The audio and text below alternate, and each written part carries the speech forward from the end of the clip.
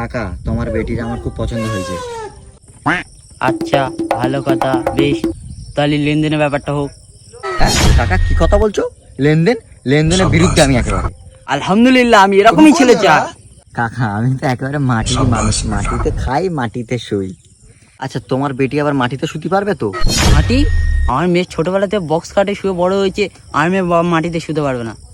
আচ্ছা ঠিক আছে, খাট নয় একটা দেবো আমি। কাকা তুমি সেই ডিমান্ডের কথা তুলছো? ডিমান্ড না, এটা গিফট। আমি তোমার হবু শ্বশুর না, গিফট। ও গিফট, গিফট তাহলে ঠিক আছে। আমার কাছে কিন্তু ডিমান্ডের কথা তুলবে না। না না, গিফট। চাচা আমার বাড়ি তো আবার এসি নাই, তোমার বেটি এসি ছাড়া শুতে পারবে? ও বাবা, এই যা গরম, আমার বেটি এই এসি ছাড়া থাকতেই পারবে না। ঠিক আছে, তাহলে একটা এসিও দিয়ে দেবো। কাকা আবারও তুমি ডিমান্ডের কথা কইছো? ডিমান্ড না, এটা গিফট। ও গিফট তাহলে ঠিক আছে। আমি কিন্তু ডিমান্ডের কাকা পুরো খেলাম, আমার কাছে কোনো ডিমান্ডের কথা চলবে না, ঠিক আছে? কাকা আমার তো বাইকও নেই, তোমার বেটি হেঁটে রাস্তায় যেতে পারবে? না না, আমার বেটি হেঁটে যেতে পারবে না। ঠিক আছে, আমি একটা বাইকও দিয়ে দেবো। কাকা তুমি আমার কিন্তু এবারে আত্মসম্মানে তুমি আঘাত করছো কাকা। আমি কিন্তু ডিমান্ড পছন্দ করি না কাকা, ডিমান্ড আমি পছন্দ করি না।